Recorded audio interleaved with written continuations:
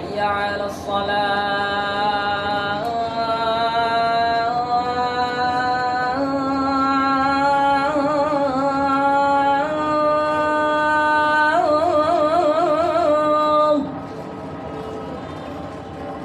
حي على الصلاة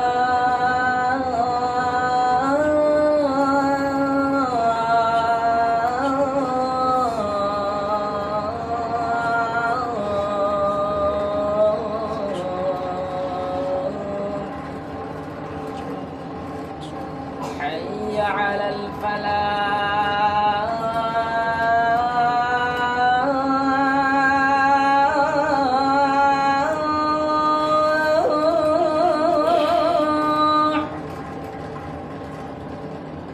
حي على الفلاح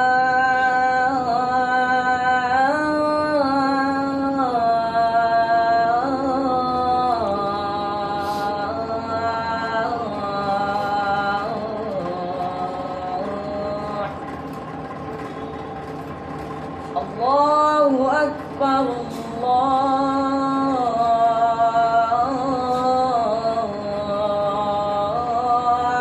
الله أكبر لا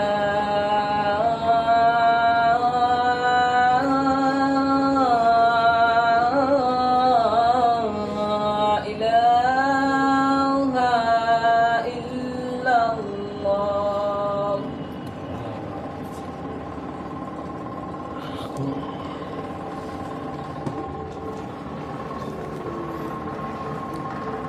إن الحمد لله نحمده ونستعينه ونستغفره ونؤمن به ونتوكل عليه ونعوذ بالله من شرور أنفسنا ومن سيئات أعمالنا من يهده الله فلا مضل له ومن يضلل فلا هادي له وأشهد أن لا إله إلا الله وحده لا شريك له وأشهد أن محمدا عبده ورسوله.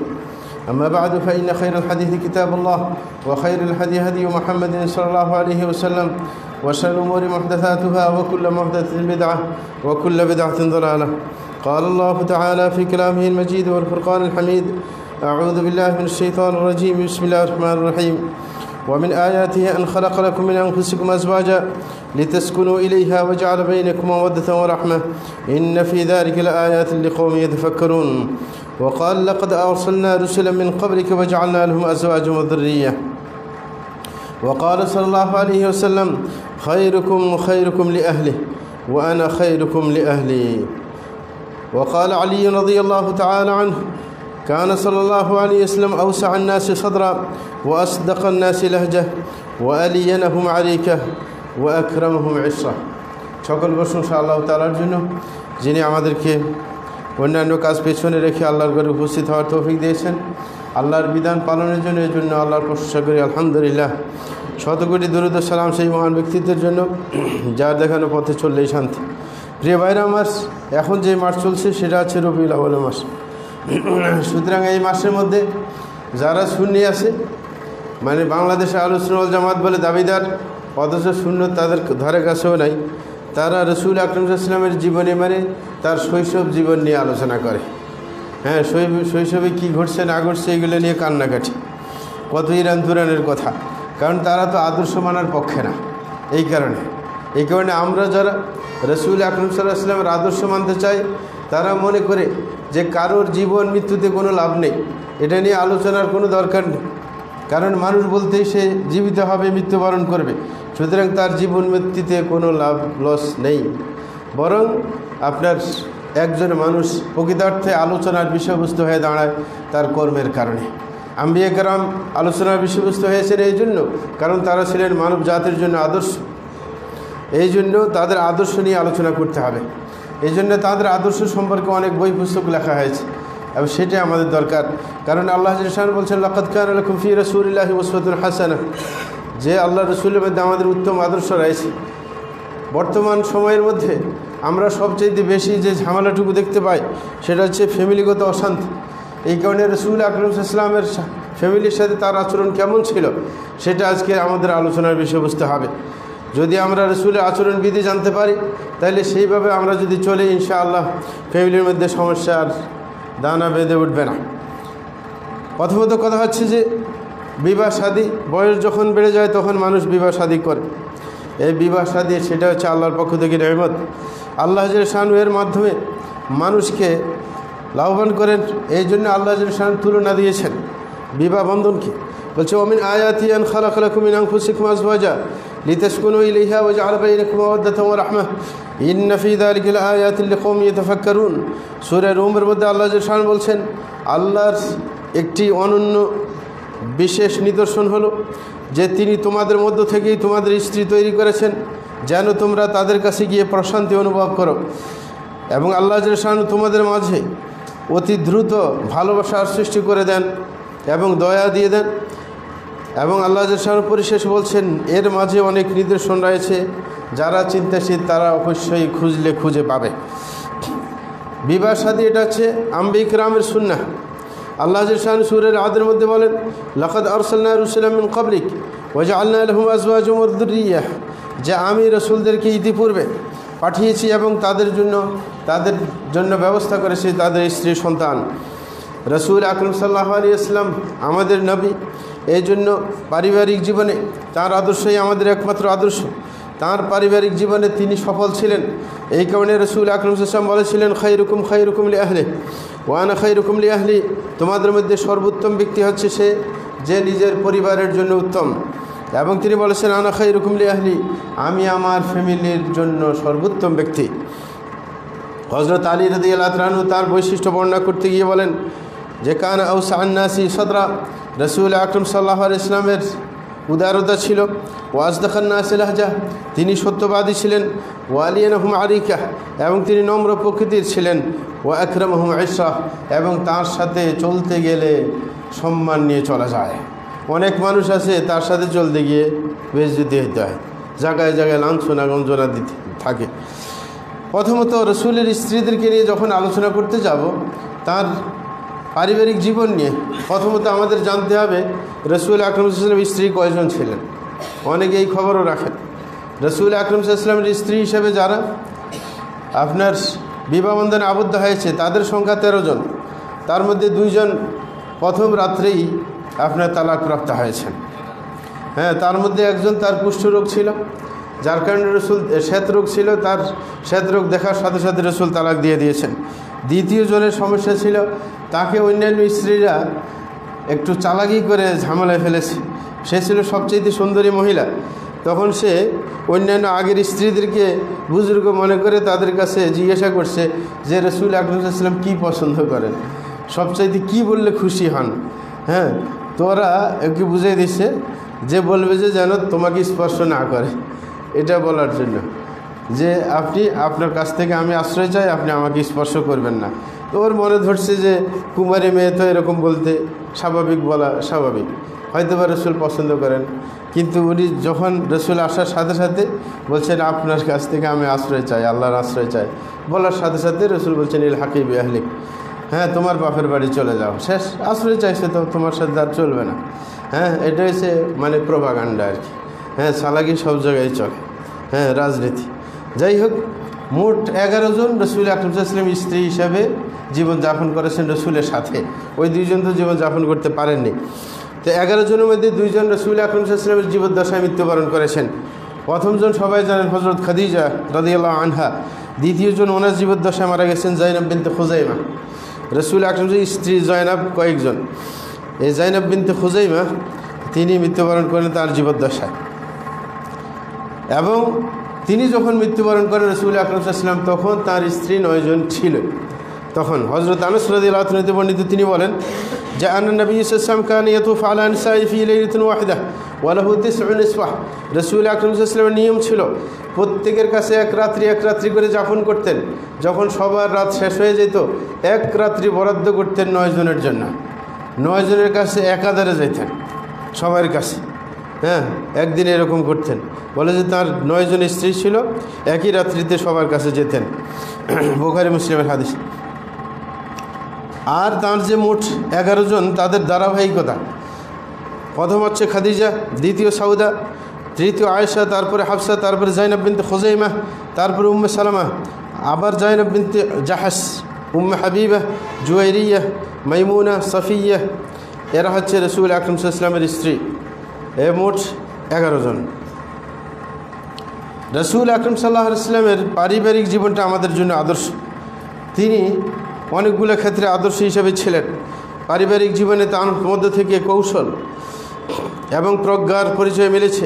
ভালোবাসা, অনন্য ভালোবাসা তাদের মধ্যে ছিল। এবং রসুল আকরাম সাল্লাল্লাহু আলাইহি ওয়াসাল্লাম তাদের মন মানসিকতা বুঝে চলতেন এবং নিজের মানসিক অবস্থা তাদের কাছে প্রকাশ করতেন, এবং তারা কোনো কষ্ট দিলে তিনি সেটা সহ্য করে যেতেন এবং তাদেরকে ঘরের কাজেও সহযোগিতা করতেন এবং বিশেষ বিশেষ ক্ষেত্রে তাদের পরামর্শ নিতেন, এবং কেউ যদি ভুল করে তাইলে খুব সুন্দরভাবে তাদেরকে বুঝিয়ে দিতেন। রসুল আকরাম সাল্লাল্লাহু আলাইহি ওয়াসাল্লাম যে আদর্শ পারিবারিক জীবনে আমাদের জন্য, সেটার অনেকগুলো দিক আমরা ধারাবাহিকভাবে বর্ণনা করছি। সর্বপ্রথম যে দিকটা সেটা হচ্ছে যে মাঝে মাঝে ফ্যামিলিগত বৈঠক দরকার।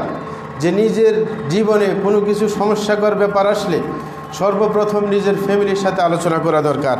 কারণ এর কারণ আছে। কারণ হচ্ছে আপনি যদি ব্যক্তিগত জীবনে কোনো সমস্যার সম্মুখীন হন, তখন এটার এফেক্ট পড়বে পরিবারের উপর। আপনার যদি ব্যবসায় লস হয়ে যায় তো এটার আপনার প্রভাব পড়বে না ফ্যামিলির উপর।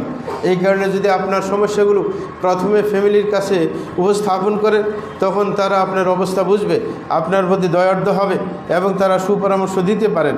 কারণ তা অনেকে আছে পরামর্শের মধ্যে পাক্কা। এই কারণে রসুল আকরাম সাল্লাল্লাহু আলাইহি ওয়াসাল্লাম প্রথম জীবনে যখন রসুল আকরাম সাল্লাল্লাহু আলাইহি ওয়াসাল্লামের কাছে ওহী আসে, তখন তিনি আপনার জ্বরে আক্রান্ত হন, অস্থির হয়ে পড়েন। তখন ঘরে গিয়ে হযরত আয়েশাকে সেটা জানিয়েছেন যে আমি গাড়ি হেরার মধ্যে থাকা অবস্থায় আমার জীবনে এরকম ঘটছিল, এখন আমার ঠান্ডা লেগেছে। তখন বললেন যে জাম্মিলুনি, যে আমাকে আপনার কোনো কিছু চাদর ইত্যাদি উড়িয়ে দাও, আমার গায়ের উপর ঠান্ডা লাগে। এবং তার আতঙ্ক কাজ করতেছিল রসুল আকরাম সাল্লাল্লাহু আলাইহি ওয়াসাল্লামের মাঝে, কারণ সর্বপ্রথম জিবরিলের সাথে সাক্ষাৎ। এই জন্য এবং তিনি বলছিলেন লাকাদ খাশিতু আলা নাফসি, যে আমি আমার জীবনের ব্যাপারে আশঙ্কিত, হইতে পারে আমি মরে যেতে পারি। তখন হযরত আয়েশা রাদিয়াল্লাহু তাআলা তাকে সান্ত্বনা দিলেন। হযরত খাদিজার কথা বলছি। হযরত খাদিজা রাদিয়াল্লাহু তাআলা তাকে সান্ত্বনা দিয়ে বললেন, কাল্লা ওয়াল্লাহি মা ইউহসিকাল্লাহু আবাদা ইন্নাকা লা তাসিলুর রাহিম ওয়া তাহমিলুল খাল্লা ওয়া তুকসিবুল মা'দুম ওয়া তাকরি আয-যায়ফা ওয়া তুঈনু আলা নওয়াইবিল হক। যখন হযরত খাদিজাকে এটা বললেন, তখন হযরত খাদিজা রাদিয়াল্লাহু তাআলা তিনি তাকে সান্ত্বনা দিয়ে বললেন, স্ত্রীর কাজ হচ্ছে কঠিন সময়ের মধ্যে স্বামীর পাশে দাঁড়িয়ে তাকে আপনার সাহস দেওয়া এবং তাকে সান্ত্বনা দেওয়া, এটা হচ্ছে কাজ। এই কারণে হযরত খাদিজা বলছেন, কাল্লা ওয়াল্লাহ, যে আল্লাহর কসম আপনার জীবনে কোনো আশঙ্কার ব্যাপার নেই। মা ইউহসিকাল্লাহু আবাদা, আপনাকে আল্লাহ কখনো লাঞ্ছিত করবেন না। দেখেন তার বুদ্ধিমত্তা কি, তাকে তো সান্ত্বনা দিচ্ছেন, আবার এটা বিশ্বাস করার জন্য কসম করে বলছেন না, অসম্ভব, সেটা হতে পারেই না। এবং তিনি প্রমাণ হিসেবে কিছু কাজ ওনার জীবন থেকে তুলে ধরেছেন যে আপনি এই কাজ করেন, এই কাজ করেন, সুতরাং আপনি হচ্ছেন আল্লাহর প্রিয় পাত্র, যার কারণে আপনি কেন লাঞ্ছনার সম্মুখীন হবেন, এটা হতে পারে না।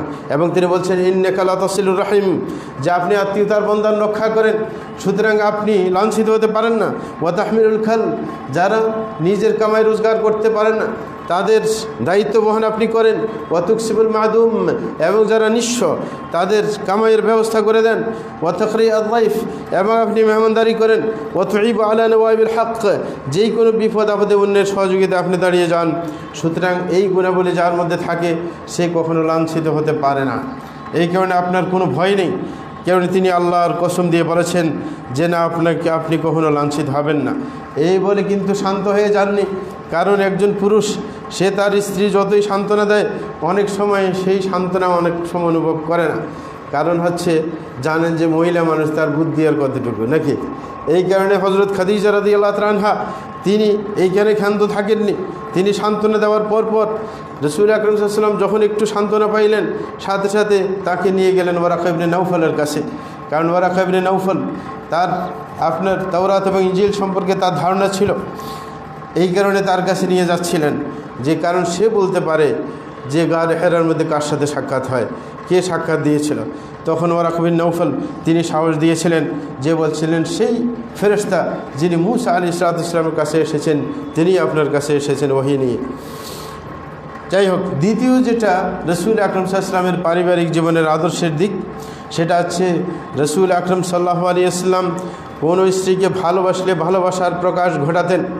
অনেকে আছে স্ত্রীকে ভালোবাসে মনে মনে, কিন্তু স্ত্রী বুঝতে পারে না যে আমাকে ভালোবাসে কি না। কেউ যদি বুঝতে না পারে যে আমাকে অমুক ভালোবাসে, তাইলে না সে খুশি পাবে। যদি সে তার মনে না আসে যে আমাকে ভালোবাসে কি না সন্দেহ, তাইলে তো হবে না। এই কারণে ভালোবাসলে কাউকে বলে দেওয়া দরকার। এটা রসুল আকরাম সাল্লাল্লাহু আলাইহি ওয়াসাল্লামের সুন্নাহ। রসুল বলেছেন কাউকে ভালোবাসলে তাকে জানিয়ে দিবে যে আমি তোমাকে ভালোবাসি আল্লাহর জন্য, এটা বলে দেওয়ার নিয়ম। তাইলে ভালোবাসা আবার সুদৃঢ় হবে। হযরত আমর ইবনে আস রাদিয়াল্লাহু তাআলা থেকে বর্ণিত, তিনি বলেন আমি রসুল আকরাম সাল্লাল্লাহু আলাইহি ওয়াসাল্লামকে জিজ্ঞাসা করলাম আইয়ুন নাসি আহাব্বু ইলাইক, যে আপনার কাছে সবচাইতে প্রিয় পাত্র কে মানুষের মাঝে? তখন তিনি কোথায় করলেন না বলতে তিনি বললেন আয়েশা। আয়েশা হচ্ছে আমার কাছে সবচাইতে প্রিয়। ফাকুলতু মিনার রিজাল, আমি বললাম পুরুষদের মধ্য থেকে আপনার কাছে সর্বপ্রিয় কে? বলছেন আবুহা, তার পিতা আবু বকর সিদ্দিক রাদিয়াল্লাহু তাআলা আনহু। আমি বললাম কুলতু সুম্মা মান, তারপর আর কে পুরুষদের মধ্য থেকে? তিনি বললেন সুম্মা উমর ইবনুল খাত্তাব রাদিয়াল্লাহু আনহু, তারপরে প্রিয় পাত্র আছেন ওমর ইবনুল খাত্তাব রাদিয়াল্লাহু তাআলা আনহু। তাহলে রসুল আকরাম সাল্লাল্লাহু আলাইহি ওয়াসাল্লাম তিনি যে হযরত খাদিজাকে, হযরত আয়েশাকে ভালোবাসতেন, সেটা কিন্তু লুকিয়ে রাখেননি লজ্জায়, বরং তিনি প্রকাশ করে দিলেন যে আমি হযরত আয়েশাকে সবচাইতে বেশি ভালোবাসি। কিন্তু এটার পাশাপাশি তাকে যে এখন ভালোবাসে, যারা এখন স্ত্রী আছে তাদের মধ্যে সবচাইতে ভালোবাসার পাত্র উনি, কিন্তু তিনি এটাও বলতেও কোথায় করেন নাই যে তিনি আসলে সবচাইতে বেশি ভালোবাসেন হযরত খাদিজাকে।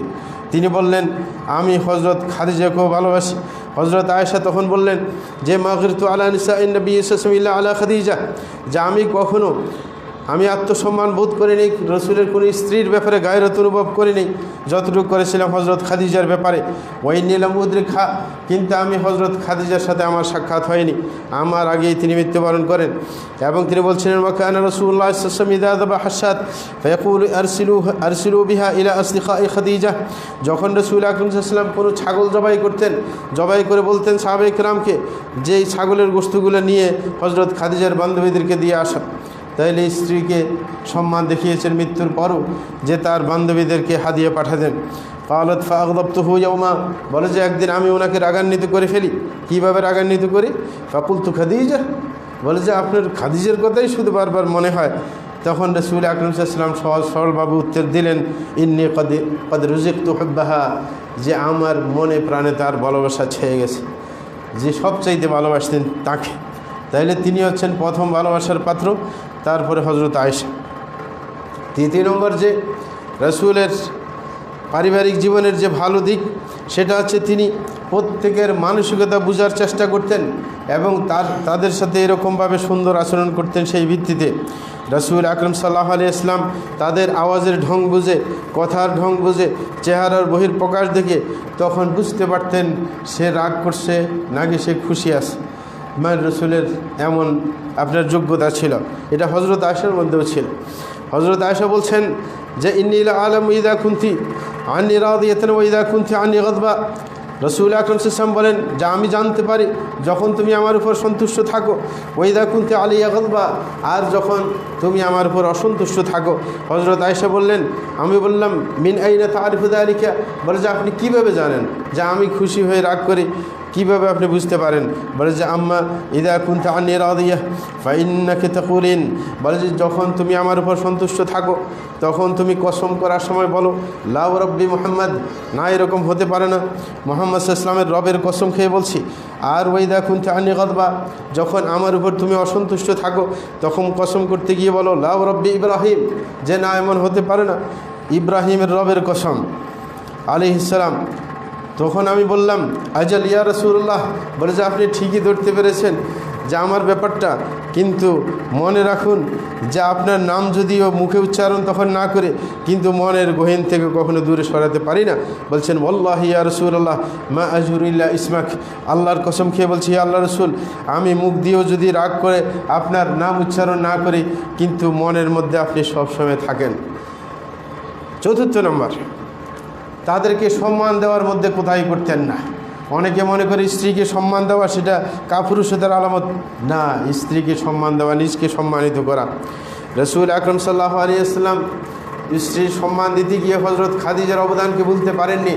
অনেকে আছে আমাদের দেশে শুধু বলে যে আমি কি করব, আপনি আরেকটা বিয়ে করব নাকি, 4টে বিয়ের কি অধিকার দেওয়া আছে, আমি বিয়ে করব, কিন্তু তার খবর নেই যে প্রথম স্ত্রীর কাছ থেকে সে অনেক অবদান পেয়েছে, তখন সেটাকে স্মরণ করতে হবে। তখন বিয়ের জন্য লাফালাফি করলে হবে না। অনেকে শ্বশুর বাড়ির টাকা দিয়ে বিদেশে যায়, হ্যাঁ, টাকা কামাই করে আবার ওর উপর বিয়ে করতে চায়। এটা তো অযৌক্তিক। আপনি তার অবদান ভোগ করছেন, আবার তার উপর আবার বিয়ে কী জন্য? রাসূল আকরাম সাল্লাল্লাহু আলাইহি ওয়াসাল্লাম এই কারণে, যখন হযরত খাদিজার অবদান তার উপর অনেক বেশি ছিল, এই কারণে তার মানসিকতা রক্ষা করার জন্য তার জীবদ্দশায় কোনো বিয়ে করেননি। হ্যাঁ, বলে যে এই কারণে তার জীবদ্দশায় বিয়ে করেননি, বরং তিনি তার কথা বারবার স্মরণ করতেন তার জীবদ্দশায়, তার মৃত্যুর পরেও, এবং প্রশংসা করতেন অন্যের কাছে। হযরত আয়েশা সিদ্দিকা বলেন, ইস্তাদানাত হালাতু বিনতু খুয়াইলিদ উখতু খাদিজা আলা রাসূলিল্লাহি সাল্লাল্লাহু আলাইহি ওয়াসাল্লাম, বলেন একদা হযরত হালা তিনি হচ্ছেন হযরত খাদিজার বোন, হালা বিনতে খুয়াইলিদ, বলে যে হঠাৎ করে এক সময় আসলেন, দরজার সামনে এসে সে অনুমতি চাইলেন, খাদিজার বোন, আর বোনের আওয়াজে অনেক সময় মিল থাকে। আওয়াজ শোনার সাথে সাথে রসুল হতচকিত হয়ে গেলেন, মানে দেখলেন যে খাদিজার বোন আসছে, খাদিজার মতো আওয়াজ।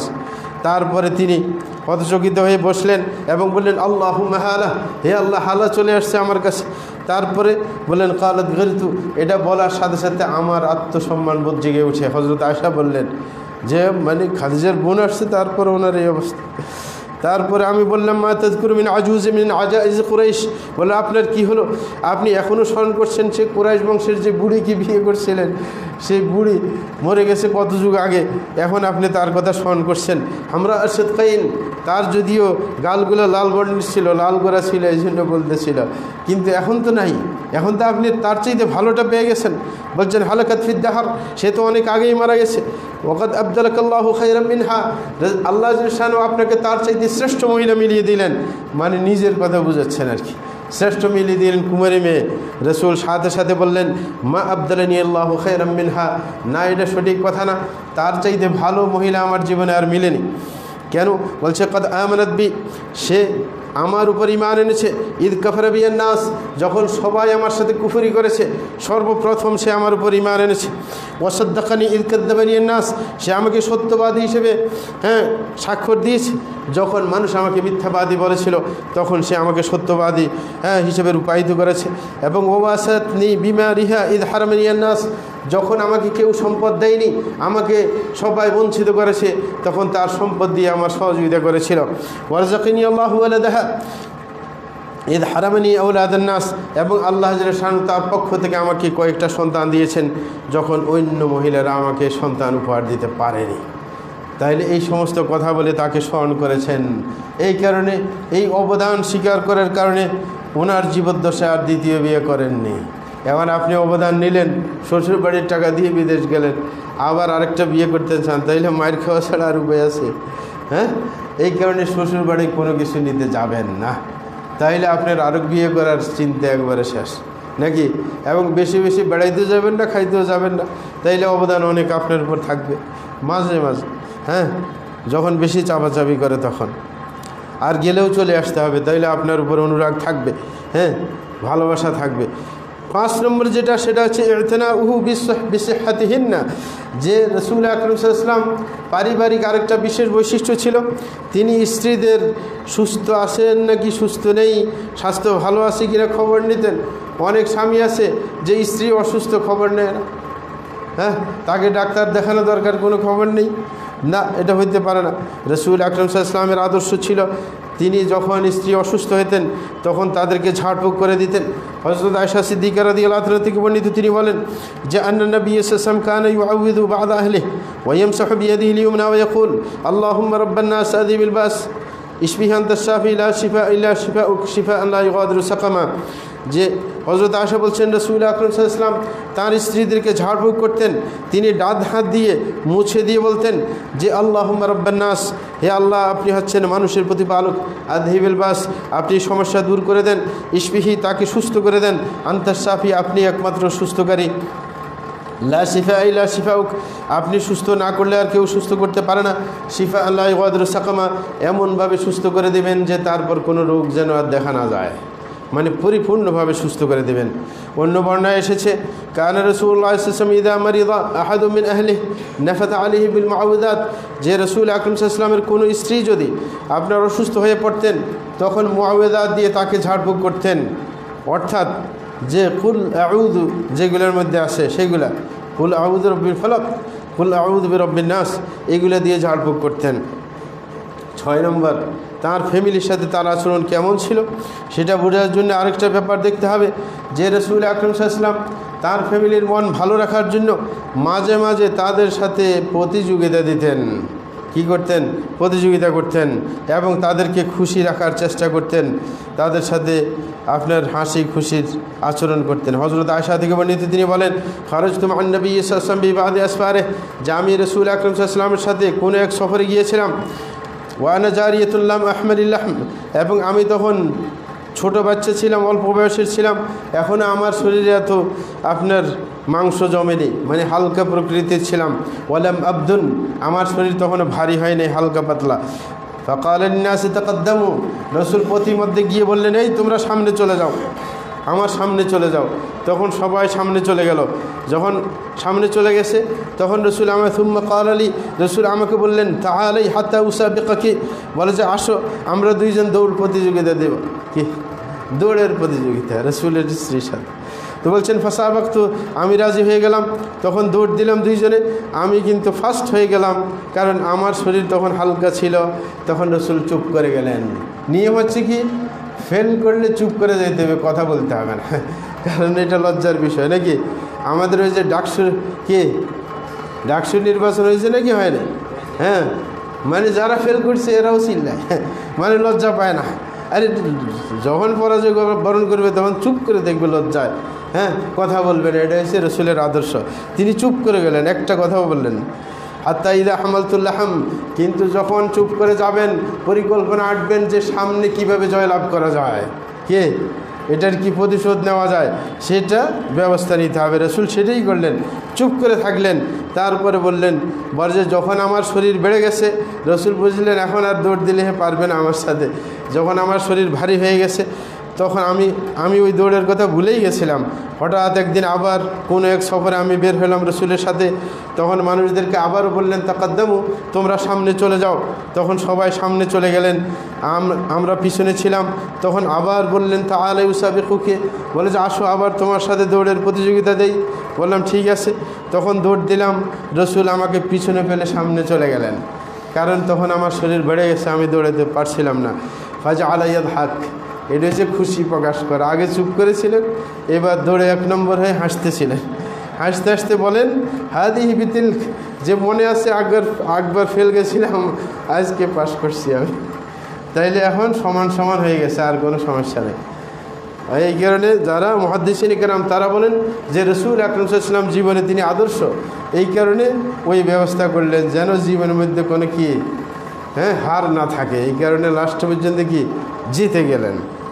তারপরে বলছিলেন যে রাসূল আকরাম সাল্লাল্লাহু আলাইহি ওয়াসাল্লাম এই কাজ করার মানে এটার কারণ কি ছিল, যেন স্ত্রী খুশি হয়, তাদের সম্পর্ক আরও গভীর হয়, এবং যেন তার অন্তরে খুশি জন্ম নেয়। কারণ এই কঠিন সফরের পরিবেশে, যুদ্ধের সফর, তারপরেও তিনি এরকম স্ত্রীর সাথে আপনার দৌড় প্রতিযোগিতা দিয়েছিলেন। 7 নম্বর যেটা, সেটা হচ্ছে যে ইয়াতাওয়াদাউ লাহুন্না ওয়া ইয়ারফুকু বিহিন, যে রাসূল আকরাম সাল্লাল্লাহু আলাইহি ওয়াসাল্লাম নম্র হয়ে থাকতেন স্ত্রীদের সাথে, তাদের প্রতি দয়া আর আচরণ করতেন। হযরত আনাস রাদিয়াল্লাহু আনহু থেকে বর্ণিত, তিনি বলেন লাম্মা রাজা সাল্লাল্লাহু আলাইহি ওয়াসাল্লাম মিন গাজওয়াতি খায়বার, রাসূল আকরাম সাল্লাল্লাহু আলাইহি ওয়াসাল্লাম যখন খায়বার যুদ্ধ থেকে ফিরে আসলেন এবং ওয়াতাজাওয়াজা সাফিয়া বিনত হুয়াই, এবং সাফিয়া বিনত হুয়াই ইবনে আল-আখতাবের মেয়ে বিয়ে করলেন, সাফিয়াকে বিয়ে করলেন। বলছে রাইতু রাসূলুল্লাহ সাল্লাল্লাহু আলাইহি ওয়াসাল্লাম ইউহাউইলাহা, রাসূল আকরাম সাল্লাল্লাহু আলাইহি ওয়াসাল্লাম চাদর দিয়ে তার পিছনে তাকে ডেকে রেখেছিলেন। সুম্মা ইয়াজলিসু ইনদা বাঈরিহি, তারপরে সে যখন উঠে উঠতে চাইবে, উঠতে তো এত সহজে উঠে যায় না, যাদের শরীর ভারী, রাসূল কী করলেন ফায়াদাউ রুকবাতাইহি ফাতাউ সাফিয়াতু রিজলাহা আলা রুকবাতিহি হাত্তা তারকাব, যখন উঠার জন্য যাবে সফিয়া, নতুন বউ, উঠার সময় রসুল দেখলেন এর উঠতে কষ্ট হয়, তখন নিচে ওটার কাছে বসে গেলেন এবং নিজের হাঁটুটা এরকম উঁচাই ধরলেন, তারপরে সফিয়া হাঁটুর উপর পাও দিয়ে তারপর উঠে উঠলেন। রসুল আকরম সাল্লাল্লাহু আলাইহি ওয়াসাল্লাম সৈয়দুল মুরসালিন হওয়া সত্ত্বেও মানে স্ত্রীর জন্য কি হাঁটুটা উঠে দিলেন, যেন ওইখানে পাও দিয়ে কি ওটের পিঠে ওঠা সহজ হয়। কিন্তু অন্য বর্ণে আছে হজরত সফিয়া এটাকে নিজের জন্য আপনার ওনার রসুলের জন্য অসম্মানজনক মনে করলেন, এই কারণে তিনি পাও না দিয়ে ইনি হাঁটু চাপ দিয়ে উঠলেন, মানে ওনার হাঁটুর উপর নিজের হাঁটু দিয়ে তারপরে মানে ওটের পিঠে ওঠার চেষ্টা করলেন, যেন ওনার সম্মানহানি না হয়। যাই হোক, যেটা করেছিলেন সেটা হচ্ছে তিনি তার স্ত্রীর সামনে নিজে আপনার নম্রতার আচরণ করলেন, দাপট দেখাননি, তার সহযোগিতা করলেন এবং তার খুশির কারণ হইলেন, তাকে সম্মানবোধ দেখাইলেন। সৌদি আরবের একটা ঘটনা মনে পড়ছে হঠাৎ করে। হ্যাঁ, সৌদি আরবে এক বেচারা তার বউকে শিক্ষিকা আর কি, মানে মহিলা মাদ্রাসার শিক্ষিকা, তো শিক্ষিকাকে মাদ্রাসায় দিয়ে আসে। তো মাদ্রাসার সামনে গেলে ওর গাড়ি এসে খারাপ, তার গাড়ির দরজা খারাপ আর কি, বাম দিকের দরজাটা। আর মানে স্ত্রীরা উঠে সৌদি আরবে কিন্তু পুরুষের পাশেই বসে, পিছনে বসে না। আমার দেশে কিন্তু স্ত্রী সন্তান পিছনে বসে। হ্যাঁ, এরকম অনেকে করে না, তারা স্ত্রী হলে পাশে বসায় বাম সাইডে। তখন যখন মাদ্রাসায় যায়, মাদ্রাসা যাইলে এই বেচারা, কারণ বামের দরজা খারাপ, তখন সে দরজা নিজেরটা খুলে গিয়ে বাম সাইডে যায়, দরজা খুলে মানে অফিসারের মতো যান, সাধারণ লোকেরা অফিসার আসলে যেরকম দরজা খুলে আপনার তারপরে মানে বাইরে যেতে দেয়, সে দরজা খুলে স্ত্রীকে বাইর করে, আসলে দরজা খারাপ। কিন্তু এটা অন্য মহিলারা আপনার খেয়াল করছিলেন, এই তার এই সুন্দর আচরণ আসলে প্রয়োজনের কারণে হয়েছে, সে ওই মাদ্রাসা থেকে আরও 3টা বউ পাইছে। মানে অন্য মহিলারা মনে করে যে এর অন্য স্বামীরা দাম দেয় না, আর এ দেখি যে বউকে দরজা খুলে তারপরে নামতে দেয়। তখন ওই মাদ্রাসার অন্য শিক্ষিকারা এর কাছে বিয়ে করছে আরও 3টা। হ্যাঁ, শুধু এই দরজা খারাপ হওয়ার কারণে। সে আমাদের কাছে এসে বর্ণনা দিচ্ছিল যে দরজা খারাপ হওয়ার কারণে আল্লাহ বরকত দিছে, যে অন্য মানুষও মনে করছে যে না সম্মানিত করে, আসলে না। যাই হোক, এই যে সুন্দর আচরণ রসুল আকরম সাল্লাল্লাহু আলাইহি ওয়াসাল্লামের। আরেকটা ব্যাপার, সেটা হচ্ছে 8 নম্বর, যেটা রসুল আকরম সাল্লাল্লাহু আলাইহি ওয়াসাল্লামের পারিবারিক দিকের আরেকটি বিশেষ দিক, সেটা হচ্ছে রসুল আকরম সাল্লাল্লাহু আলাইহি ওয়াসাল্লাম যখনই ঘরে যেতেন, আপনার ঘরে থাকতেন বা বাইরে যেতেন, তখনই আপনার সুন্দর আতর সুগন্ধি ব্যবহার করে, হ্যাঁ, তারপরে উম্মাহাতুল মুমিনিনের কাছে যাইতেন, যেন কখনও তার আপনার ঘামের দুর্গন্ধে তাদের যেন খারাপ না লাগে। অনেকে এগুলো খেয়াল করে না, অনেকের শরীরে একটু দুর্গন্ধ, ঘামের দুর্গন্ধ থাকে, সুতরাং সতর্ক থাকতে হবে, সব সময় আপনার সুগন্ধি ব্যবহার করতে হবে। বিশেষ করে যখন স্ত্রীর কাছে যাবে, শুইতে যাবে, তখন সুগন্ধি ব্যবহার করবে শরীরে, যেন ভালো লাগে। হযরত আয়েশা সিদ্দিকা রাদিয়াল্লাহু তাআলা থেকে বর্ণিত, তিনি বলেন, তাইয়াবতু রাসূলুল্লাহ সাল্লাল্লাহু আলাইহি ওয়াসাল্লাম সুম্মা তাওয়াফা ফি নিসাইহি সুম্মা আসবাহা মুহরিমা। রাসূল আকরাম সাল্লাল্লাহু আলাইহি ওয়াসাল্লামকে আমি সুগন্ধি লাগিয়ে দিয়েছিলাম, তারপরে তিনি একই রাত্রিতে সমস্ত মহিলার কাছে গিয়েছিলেন।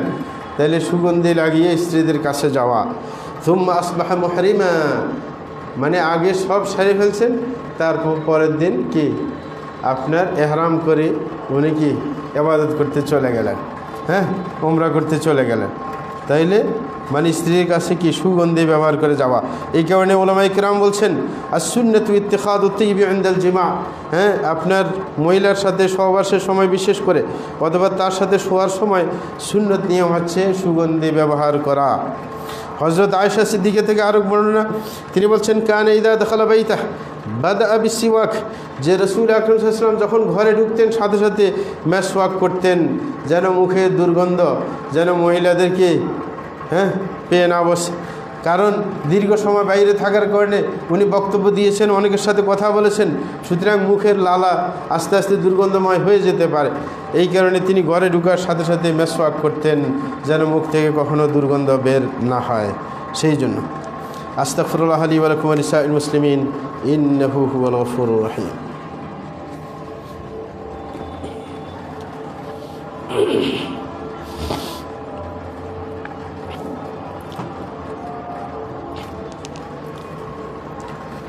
আলহামদুলিল্লাহি রাব্বিল আলামিন ওয়াসসালাতু ওয়াসসালামু আলা সাইয়্যিদিল মুরসালিন নবিয়িনা মুহাম্মাদিন ওয়া আলা আলিহি ওয়া সাহবিহি আজমাইন, আম্মা বা'দ। প্রিয় ভাইরা আমার, রসুল আকরাম সাল্লাল্লাহু আলাইহি ওয়াসাল্লামের পারিবারিক জীবনের আরেকটি সুন্দর দিক হচ্ছে যে তিনি যখন সফরে যাওয়ার ইচ্ছা করতেন তখন যে কোনো স্ত্রীকে নিতে পারতেন, কিন্তু তাদের মন যেন খারাপ না হয় এই কারণে তিনি লটারি করতেন, সবার মধ্যে লটারি দিতেন, যার নাম লটারিতে উঠে তাকে নিয়ে যাইতেন, যেন কারোর মন খারাপ না হয় যে তাকে কেন নেবে, তার সাথে সম্পর্ক ভালো এই জন্য। এই কারণে তিনি লটারি দিতেন, যার নাম উঠতেন তাকে নিয়েই আপনি সফরে বের হতেন। এটা আরবদের এখনও অভ্যাস, কিন্তু আমাদের বাঙালিদের অভ্যাস বউরাগে চলে যাওয়া দূরে। আরবরা সফর করতে আসলেও এই যে 15-20 দিনের জন্য কোনো রাষ্ট্রে গেলে বউটাকে সাথে নিয়ে যায়। হ্যাঁ, আর যারা সরকারি বড় বড় পর্যায়ে তাদের তো আর কোনো সমস্যা নেই, সাথে সাথেই থাকে।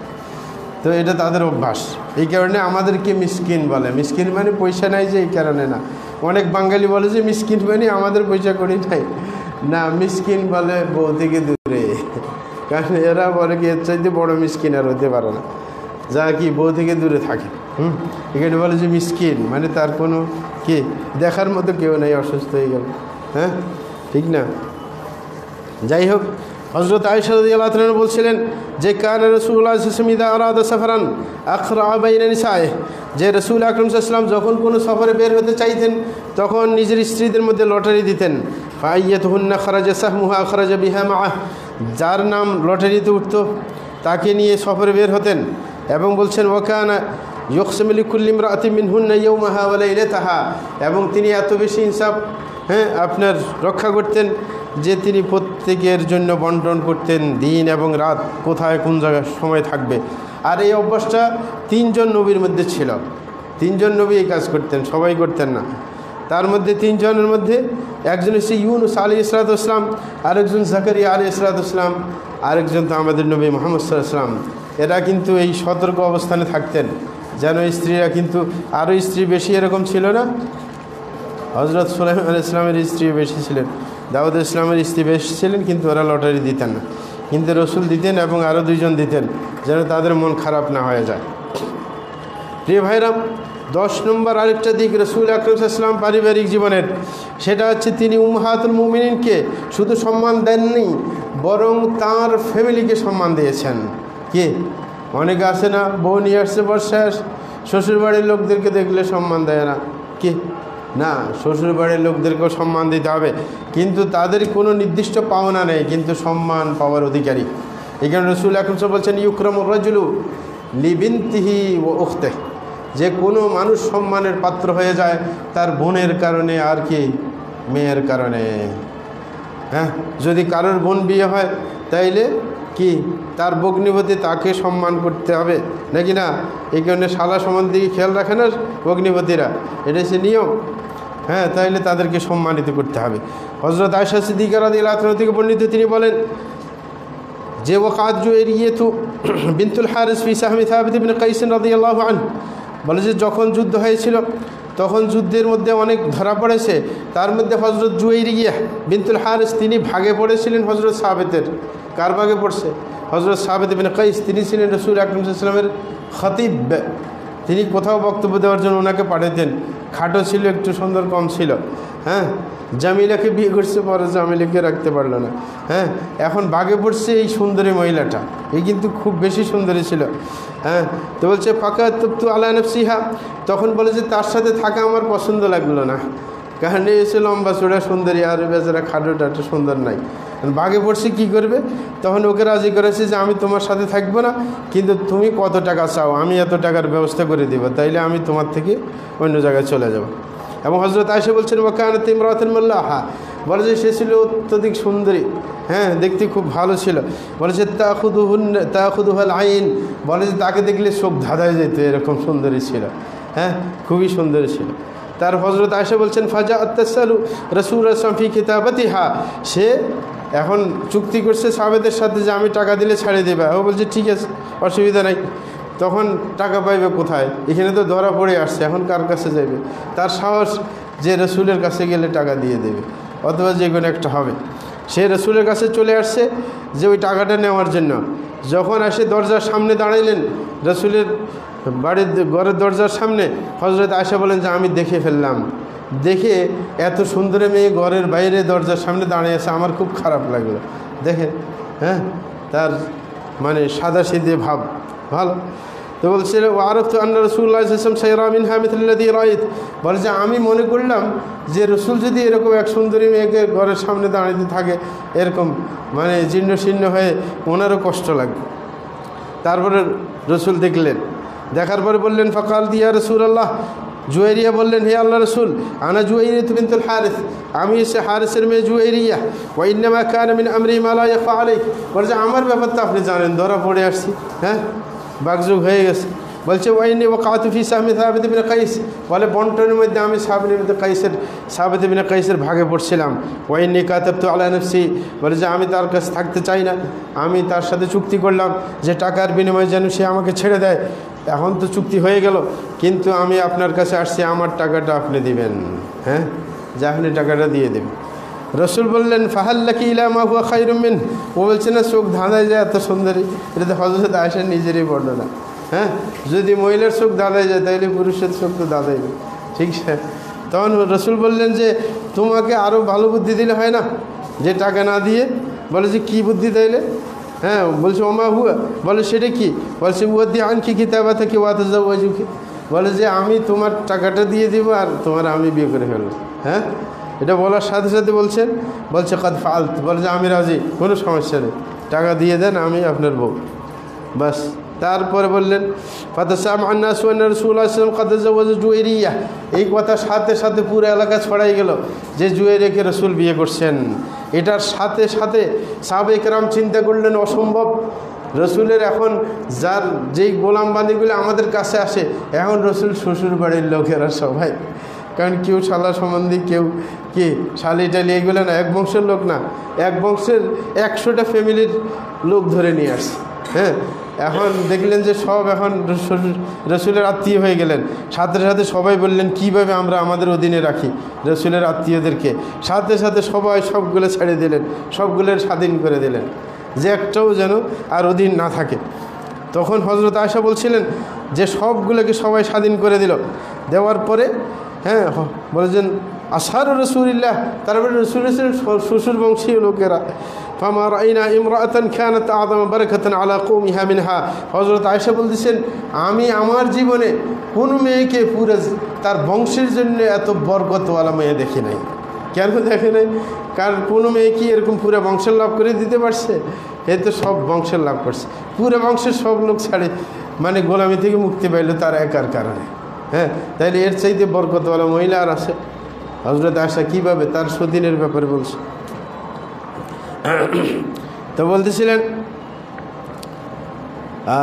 বলছে উতিকা ফি সাবাবিহা মিয়াতু আহলি বাইতিন মিন বনিল মুস্তালিক, বলে যে তার কারণে 100টা ফ্যামিলি বনিল মুস্তালিকের তারা কি স্বাধীন হয়ে গেল, মানে বনিল মুস্তালিকের উপর আক্রমণ করে ধরে নিয়ে আসছিল আর কি। আরেকটা ব্যাপার যে রসুল কীভাবে, এটা তো সাহাবায়ে কেরাম সম্মান দেখাইলেন, কারণ জানেন যে এখন এদেরকে রাখলে রসুলের মন খারাপ হয়ে যাবে। হ্যাঁ এই জন্য আরেকটা নিজেই বলছিলেন, আরেকটা হাদিসের মধ্যে রসুল বলেন ইন্নাকুম সাতাফতাহুনা মিসরা ওয়া হিয়া আরদুন ইউসাম্মা ফিহা কিরাত ফাইদা ফাতাহতুমুহা ফাআহসিনু ইলা আহলিহা ফাইন্না লাহুম যিম্মাতান ওয়া রাহিমা। রসুল বলছেন তোমরা অচিরেই মিশর বিজয় করবে, মিশর বিজয় করবে, আর সেই মিশর হচ্ছে এমন জমিন যেখানে কিরাতের প্রচলন আছে। বলে যে যখন মিশরকে তোমরা স্বাধীন করবে তখন মিশরের অধিবাসীদের সাথে ভালো আচরণ করবে, কারণ কি ফাইন্না লাহুম যিম্মাতান ওয়া রাহিমা, কারণ হচ্ছে সেই এলাকায় দুইটা ঘটনা ঘটছে, একটা হচ্ছে আমার শ্বশুরের এলাকায়, ওটা কি হ্যাঁ রসুল আকরম সাল্লাল্লাহু আলাইহি ওয়াসাল্লাম যখন আপনার ওই এলাকা থেকে রসুল আকরম সাল্লাল্লাহু আলাইহি ওয়াসাল্লামকে বিয়ে দিয়েছিল, যখন ওই এলাকায় গিয়েছিল তখন আপনার নেজাশি সে কী দিয়েছিল সেই এলাকার মধ্যে, সেই এলাকার মধ্যে রসুল আকরম সাল্লাল্লাহু আলাইহি ওয়াসাল্লামের একজন স্ত্রী ছিল, সেই এলাকার কে যেন ছিল ভুলে গেছে। হ্যাঁ আর একজন হচ্ছে রসুল আকরম বলছেন রাহিমা, তোমাদের সাথে আপনার রক্তের বন্ধন আছে, সে রয়েছে হজরত ইসমাইল ইসলামের মাধ্যমে, না হাবিবা উম্মে হাবিবা মিশরের, জি ওনার কারণে বলছে, এই কারণে তাইলে শ্বশুরের শ্বশুরবাড়ির সম্পর্ক একটা মিশরের সাথে, আরেকটা হচ্ছে রক্তের বন্ধন, সেটা হচ্ছে হজরত ইসমাইল ইসলামের মাকে হাজার হচ্ছে মিশরের, এই কারণে বলছে তাদের সাথে ভালো আচরণ করবে। তাইলে শুধু কি স্ত্রীর সাথে ভালো আচরণ না, শ্বশুর বাড়ির লোকদেরও খবর রাখতে বলছে। পুরো এলাকাকে বলছে মিশরবাসী সবাই শ্বশুরের এলাকার মানুষ নাকি, শুধু একজন দুইজন না। হ্যাঁ, তাইলে শ্বশুরের এলাকার সবাই, এটার লাভ আমি ভোগ করতেছি। আমি যখন মাদ্রাসাটা দিলাম শ্বশুরের এলাকায়, এখন যে আমি না থাকলে শিক্ষকদের সাথে গরম হয়, আমি যখন মাদ্রাসা যাই কেউ আর কিছু বলে না, কারণ হচ্ছে কি ওটা হচ্ছে সবাই হচ্ছে শ্বশুরের এলাকার মানুষ। হ্যাঁ, মানে মাদ্রাসাটা হচ্ছে শ্বশুরের এলাকায়, যার কারণে সবাই মনে করে যে জামাই আসছে। হ্যাঁ, আর উল্টাপাল্টা আচরণ করে না, এটা ভালো ভালো দিক। যাই হোক, হ্যাঁ, আল্লাহ রহম করো।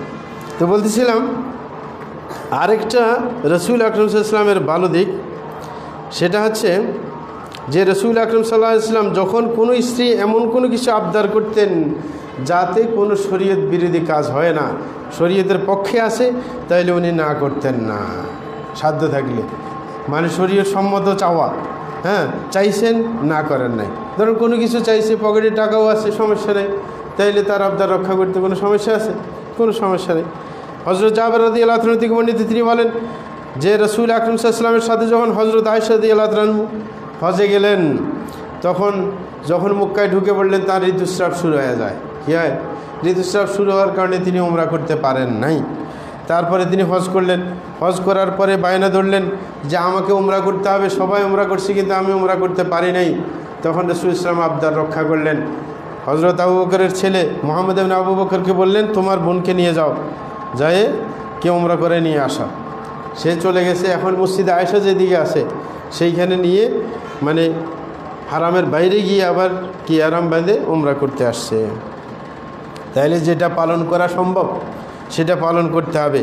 এবং হাদিসের মধ্যে আরেক বর্ণনা আসছে ওয়াকান রাসূল সাল্লাল্লাহু আলাইহি ওয়াসাল্লাম রাজুলান সাহলা, রাসূল ছিলেন সরল প্রকৃতির মানুষ। তাইলে সরলতা কি দোষের কিছু না, অনেকে সরল মানুষকে বোকা মানুষ মনে করে। হ্যাঁ, না, সরল ছিলেন। যে ইদা হাউয়াতিস সাইয়্যাতা বাহা আলাইহি, যদি কোনো স্ত্রী কোনো কিছু চাইতেন তার মন মতোই কাজটা করতেন, শরীয়ত বিরোধী না হইলে। সরল প্রকৃতির ছিলেন। হ্যাঁ, 12 নম্বর দিক, ভালো দিক আপনার রসুল আকরাম সাল্লাল্লাহু আলাইহি ওয়াসাল্লাম পারিবারিক জীবনের, সেটা হচ্ছে প্রত্যেকের মন রক্ষা করে চলার চেষ্টা করতেন। কি? স্ত্রীদের মন রক্ষা করে চলার চেষ্টা করা। হজরত আয়েশা রাদিয়াল্লাহু আনহা থেকে বর্ণিত, এই সবগুলো কিন্তু হজরত আয়েশার বর্ণনা। হজরত আয়েশা 7 জন সাহাবী যারা বেশি হাদিস জানতেন তাদের মধ্যে একজন। হজরত আয়েশা বলছেন যে খরজনা মা রাসূলিল্লাহি সাল্লাল্লাহু আলাইহি ওয়াসাল্লাম ফি বা'দ আসফারে, বলে যে রাসূল আকরাম সাল্লাল্লাহু আলাইহি ওয়াসাল্লামের সাথে আমরা এক সফরে গিয়েছিলাম আমি। বলে যে হাত্তা ইদা কুন্না বিল বাইদায় আও বিদাতুল জাইশি, বলে যে যখন আমরা বাইদা এলাকা অথবা দাতুল জাইশ এলাকায় পৌঁছলাম, ইন খাতাইক দুল্লি, হঠাৎ করে আমার হাড়টা, গলার হাড়টা হারাই গেছে। কী গেছে? গলার হাড়টা হারাই গেছে। তো বলছিলেন ফাঁকা আমার রসুল ইসলাম আল ইলতিমাসে, রসুল রাগ করেন নাই। অনেকে আসে না এরকম পথে ঘাটে, হ্যাঁ, আসলে এটা যুদ্ধের সফর, রাগ হয়ে যেতে যে খবর রাখো না। না, রসুলকে যখন বলছে আমার হাতটা হারাই গেছে, রসুল সাথে সাথে মঞ্জিল করে ফেললেন। হ্যাঁ, যে এখানে থাকতে হবে, যতক্ষণ পর্যন্ত হার না পাওয়া যায় ততক্ষণ পর্যন্ত খোঁজাখুঁজি করতে হবে, হার এটা পাইতেই হবে। তখন রসুল ঘোষণা দিয়ে দিলেন, সবাই হ্যাঁ থামে গেল, সবাই খোঁজাখুঁজি করতেছে। হ্যাঁ, সবাই হার কোথায় হারাইলো খোঁজাখুঁজি করতেছে। বলেছে বলে ইস্যু আলামা, কিন্তু ওইখানে কোনো পানির বন্দোবস্ত নাই, পানি নেই। এই এলাকায়, যে এলাকায় পানি থাকে সাধারণত মঞ্জিল করে এই এলাকায়, কারণ পানি টানি দরকার, ঘোড়াকে পানি পান করাইবে। কিন্তু এমন এলাকায় হারাইছে যে এলাকায় কোনো পানির কোনো খোঁজখবর নেই। এমন এলাকায় এখন কিছুক্ষণ পরে কিছু সাহাবীর বিরক্তি লাগছে না, রসুলের না স্ত্রী, রসুলের মন রক্ষা করার জন্য চাইছিলেন, কিন্তু অনেক সাহাবী দেখলেন যে আমার নামাজ পড়ো কীভাবে, হ্যাঁ, পানি তো নাই এই এলাকার মধ্যে। তখন সবাই কাকে নালিশ দিলেন? রসুলকে তো ভয়ে আসে, বলতে পারে না।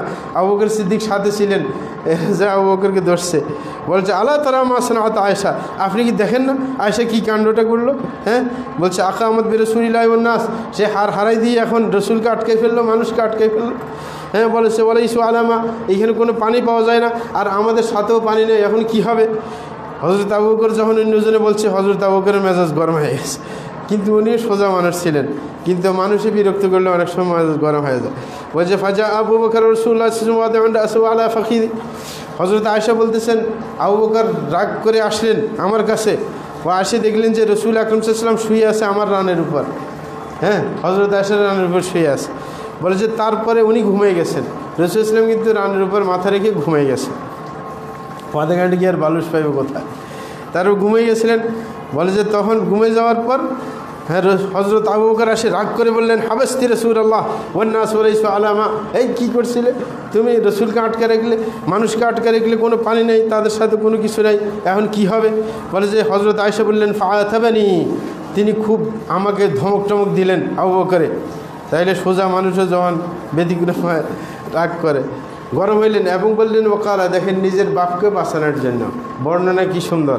বলছে ওকালা মাশা আল্লাহ ইয়াকুল, তিনি অনেক গালাগালি করলেন কিন্তু এটা বললেন না। হযরত আয়েশা বললেন, আল্লাহ যা চাইছে ওনার মুখ দিয়ে তা বলছি। ঠিক না, মানে গালমন্দ দিলেন আর কি নিজের মেয়েকে, যে এরকম মানুষকে আটকে রাখলে। বলছে ওজা আলাইয়া তানুনি বিয়ে দিই ফে খাসরাতে, বলছে মেজাজ এত গরম হয়েছে যে আঙ্গুল দিয়ে আমার রানের কোমরের মধ্যে গুঁতে মারতে শুরু করছে। হ্যাঁ, গুঁতে মারছে আমার কোমরের মধ্যে। বলে যে ফালা ইয়ামনাউনি মিনাত তাহাররুকি ইলা মাকান রাসূল সাল্লাল্লাহু আলাইহি ফাকদি, বলে যে আমি নড়তে পারতেছিলাম না, ব্যথা পাইছিলাম, কিন্তু রসুল আমার রানের উপর ঘুমাইতেছে, এই কারণে আমি নড়ি নাই, কারণ রসুলের ঘুম ভাঙে যাবে এই জন্য। বলছে ফাকাম রাসূলুল্লাহ হিনা আসবাহ, রসুল ঘুমাইছিলেন, সকালবেলা যখন উঠলেন ঘুম থেকে তখন দেখলেন যে কোনো পানি নাই, এই এলাকা কি পানি নাই। তখন সাথে সাথে কোরআনের আয়াত নাজিল হইল, তাইমুমের কি তাইমুমের আয়াত নাজিল হইল। রসুল সবাইকে বললেন, সবাই তাইমুম করলো। এইবার ফজিলত বাইরেছে। ফকাল উসাইদ বিন হুদাইর মা হিয়া বিআউয়ালি বারাকাতিকুম ইয়া আলা আবি বকর, তখন উসাইদ বিন হুদাইর বলছেন, তোমরা আসলে বরকতময়, সব সময় তোমাদের বরকত পাওয়া যায়।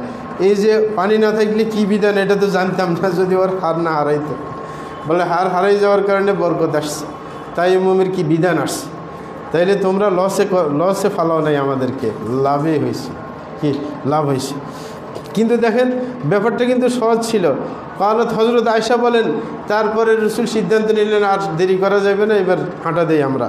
বাবা আথনাল বাঈর, বলে যে ওঁটকে যখন সরাইছে, ওঁটের কি পায়ের নিচেই ছিল হাড়টা, কি তাইলে এতক্ষণ খবর নাই, এত খোঁজাখুঁজি করছে কিন্তু হার পাওয়া যায়নি, মানে আল্লাহ ওইখানে আটকা রেখে কি বিধান নাজিল করবেন, এই কারণে আটকা পড়েছিল। তারপরে বলে যে হারটা পাওয়া গেছে ওঁট সরার পরে, তারপরে রওনা হয়েছিলেন। 13 নম্বর দিক, রসুল আকরাম সাল্লাল্লাহু আলাইহি ওয়াসাল্লামের আপনার পারিবারিক জীবনের আরেকটা দিক হচ্ছে, তিনি কারোর যদি মনটা খারাপ হয়ে যেত তখন তাকে সান্ত্বনা দেওয়ার চেষ্টা করতো, তার চোখ দিয়ে অশ্রু বাইরে একটু মুছে টুছে দেওয়ার চেষ্টা করতো। হযরত আয়েশা বলছেন যে আন্নাহা ক্বালাত কানা রাসূলুল্লাহ সাল্লাল্লাহু আলাইহি ওয়াসাল্লাম লা ইফাদ্দিলু বা'দানা আলা বা'দিন ফিল কসমি মিন মুকতি ইনদানা, যে রাসূল আকরাম সাল্লাল্লাহু আলাইহি ওয়াসাল্লাম কখনো ভাগ বন্টনার ক্ষেত্রে আমাদের কাউকে অন্যের উপর শ্রেষ্ঠত্ব দিতেন না, কিন্তু আবার একজনের কাছে ঘরে গেলে অন্যজনের মন খারাপ হয়ে যাবে না। দেখেন রাসূল কীভাবে মানে সতর্ক ছিলেন যে যদি একজনের বাড়িতে আজকে থাকবে তাহলে অন্য বউদের মন খারাপ হয়ে যাবে না, যে আমরা আজকে খালি গেলে না। রসুল যেই দিন কারোর ঘরে যাইতেন আগে বলে যে পুরো এলাকায় চক্কর দিতেন, প্রত্যেক স্ত্রীর সাথে দেখা করে যেতেন, কিন্তু আবার কাউকে স্পর্শ করতেন না, কারণ স্পর্শ করলে অধিকার হানি হয়ে যাবে, কারণ আজকে তো অন্য স্ত্রীর কাছে থাকবেন উনি, এই কারণে এমনি দেখা করে সালাম কালাম দিয়ে যাইতেন সবার কাছে, যেন সবাই খুশি থাকে যে না আজ দেখা হয়েছে রসুলের সাথে, যেন পুরো রাত যেন একা একা না হয়। রসুল বলছেন ওয়াকানা কাল্লা ইয়াউমুন ইল্লা ওয়া হুয়া ইয়াতুফু আলাইনা জামিআ, বলে যে এমন কোনো দিন যায় নাই যেদিন অন্য ঘরে যাওয়ার আগে আমাদের সবার সাথে একটু দেখা করে যাইতেন না, এরকম হতো না। বলে কী করতেন, ফাইদনু মিন কুল্লি ইমরাতিন মিন গায়রি মাসিস, যে রসুলের ইনসাফ কতটুকু, বলে যিনি প্রত্যেক স্ত্রীর কাছে আসতেন কিন্তু কাউকে স্পর্শ করতেন না, ধরতেন না। হ্যাঁ, বলছে হাত্তা ইয়াবলুগা ইলাল্লাতী হুয়া ইয়াউমুহা, তারপরে চলে যেতেন যার কাছে থাকার দিন রাত্র ছিল ওর কাছে। ওয়াইত্রুকুহা তাইয়িবাতাল কলবি, বলে আর সবার মন খুশি হয়ে যেত যার কাছেই থাকুক, যে সবার সাথে একশোট দেখা করে হ্যাঁ একটু সাক্ষাৎ করে কথা বলে গেছে, এটা হচ্ছে সুন্দর আচরণ। এবং তিনি হযরত আয়েশা আরও বলেন যে ক্বাব্বালান নবী সাল্লাল্লাহু আলাইহি ওয়াসাল্লাম বা'দা নিসাইহি থুম্মা খারাজা ইলা সালাতি ওয়া লাম ইয়াতাওয়াদ্দা, যে রাসূল আকরাম সাল্লাল্লাহু আলাইহি ওয়াসাল্লাম একদা মসজিদে যাচ্ছিলেন, ঘর থেকে বের হওয়ার সময়ে তার এক স্ত্রীকে চুমো দিয়ে তারপরে বের হলেন, ওযু করেন নাই। কিন্তু হযরত উরওয়া যখন এই হাদিস বর্ণনা করতেছিলেন হযরত আয়েশা, তখন হযরত উরওয়া চালাক ছিল, বাগিনা ছিল, বলছেন আপনি সেই স্ত্রী নাকি? তখন উনি হাসি দিয়েছিলেন। হ্যাঁ, হজরত আয়েশা চেয়েছিল, মানে ঘর থেকে বের হওয়ার সময় কি চুমো দিয়ে বের হয়েছিলেন। 14 নম্বর রাসূল আকরাম সাল্লাল্লাহু আলাইহি ওয়াসাল্লামের ফ্যামিলির ভালো দিকগুলোর মধ্যে সেটা হচ্ছে আপনার প্রত্যেকের কাজের সহযোগিতা করার চেষ্টা করা। ঘরে যতক্ষণ যার কাছেই থাকতেন তার ঘরের কাজের সহযোগিতা করতেন। হজরত আয়েশা বলেন যে এক সাহাবী এসে বললেন, মা কানা নবী সাল্লাল্লাহু আলাইহি ওয়াসাল্লাম ফি বাইতে, যে রাসূল আকরাম সাল্লাল্লাহু আলাইহি ওয়াসাল্লাম ঘরে যতক্ষণ থাকেন কী করেন? হজরত আয়েশাকে জিজ্ঞাসা করলেন। তখন হজরত আয়েশা বললেন, কানা ইয়াকুনু ফি মিহনাতি আহলিহি, যে রাসূল ইসলাম যখন ঘরে থাকতেন নিজের স্ত্রীর সহযোগিতা করতেন। বলে যে ফাইদা হাদরাতিস সালাহ খারাজা ইলা সালাহ, বলে যে আবার হুঁশ ঠিক থাকতো। অনেকে আছেন নতুন বিয়ে করলে বউর সাথে সময় দেয় কিন্তু নামাজের খবর নেই। হজরত আয়েশা বলেন যদি ফ্যামিলির সাথে সময় দিত কিন্তু আজান হওয়ার সাথে সাথে আর ওনাকে কাছে পাওয়া যাইতো না, উনি চলে যেতেন নামাজে। কি তাহলে নামাজের যেন খবর থাকে। আবার স্ত্রী সহযোগিতা করতে গিয়ে তরকারি কাটতে গিয়ে যদি নামাজ চলে যায় ওর তো মুশকিল। অন্য বর্ণে আছে ওয়াকানা মা কানা ইল্লা বাশারাম মিনাল বাশার, হজরত আয়েশা বলেন তিনি তো একজন মানুষই ছিলেন। ইয়াফলি থাওবা, তিনি নিজের কাপড় নিজেকে আপনার সেলাই করতেন। ওয়াইয়াহলিবু শাতা, ছাগলের দুধ দোহাতেন। ওয়াইয়াখদিমু নাফসা, নিজের কাজ নিজে করার চেষ্টা করতেন। অন্য বর্ণে আছে হজরত আয়েশা বলেন যে ইয়াখিতু থাওবাহ, তিনি নিজের কাপড় শিলাতেন। ওয়াইয়াখসিফুন আলাহ, যদি তার জুতাও ছিঁড়ে যেত কোথাও দিয়ে সেটাও সেলাই করে নিতেন। ওয়াইয়ার কাউদালবাহ, তার যে ডোল যেটা দিয়ে পানি উঠাইতেন এইগুলোও ছিঁড়ে গেলে এটা ঠিক করে নিতেন। সময় শেষ ভাগে আল্লাহ শানু আমাদের সবাইকে যেন রসুলের এই আদর্শগুলো মেনে নিজের ফ্যামিলির সাথে আচরণ করার তৌফিক দান করেন। আল্লাহ ফসল্লু ওসলিম আলা নবীল মুস্তফা আল হাবিব মুস্তফা মোহাম্মদ আব্দুল্লাহ খৈরুল খলাইক ওসঈদুল আউলিন ওয়াল আখিরিন আল্লাহুম্মা সাল্লি ওয়া সাল্লিম ওয়া বারিক আলাইহি ওয়ারদাল্লাহু আনিল খুলাফায়ে রাশিদিন ওয়া সাহাবাতি আজমাইন ওয়া আনিত তাবিঈন ওয়া তাবিঈহিম ইলা বিইহসান ইলা ইয়াউমিদ্দিন ওয়া আন্না মা'হুম বিমান্নিকা ওয়া কারমিকা ওয়া ইহসানিকা ইয়া আরহামার রাহিমিন। আল্লাহুম্মা আ'ইজিল ইসলাম ওয়াল মুসলিমিন ওয়া আদিল আশ-শিরক ওয়াল মুশরিকিন ওয়া দাম্মির আ'দা'aka আ'দা'ad din وانصر عبادك الموحدين واحمي حوزة الدين واجعل هذا البلد آمنا مطمئنا وسائر بلاد المسلمين. اللهم وفق إمامنا وولاة أمورنا لكل ما تحب وترضى وخذ بنواصيهم إلى كل خير وهدى. اللهم أصلح نياتهم وقواتهم يا رب العرش العظيم. وصلى الله على نبينا محمد وعلى آله وصحبه أجمعين.